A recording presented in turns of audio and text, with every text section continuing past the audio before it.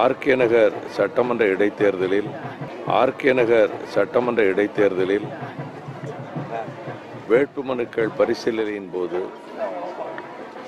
நடிகர் விஷால் அவர்களுடைய வேட்புமனு தள்ளுபடி செய்யப்பட்டதாக முதலில் அறிவித்து, பின்னர் அது ஏற்றுக்கொள்ளப்பட்டதாக 2 மணி நேரம் கழித்து அறிவித்து, அதன் பின்னர் ஒரு 3 மணி நேரம் கழித்து தள்ளுபடி செய்யப்பட்டதாக தேர்தல் அதிகாரி ரிட்டர்னிங் ஆஃபீஸர் அறிவித்தது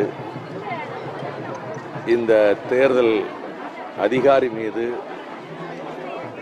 நம்பகத்தன்மை இல்லாத ஒரு நிலை ஏற்பட்டிருக்கிறது.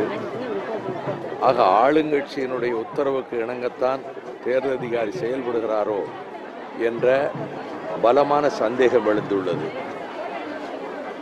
தேர்தல் ஆணையம் இது குறித்து என்ன செய்ய போகிறது?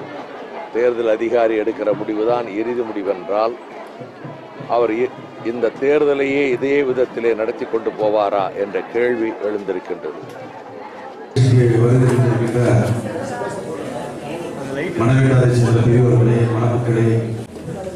எங்கள் குடும்பத் தலைவர் ஐயா வைகோ அவர்கள் நடத்தி வைத்திருந்த மேடையில்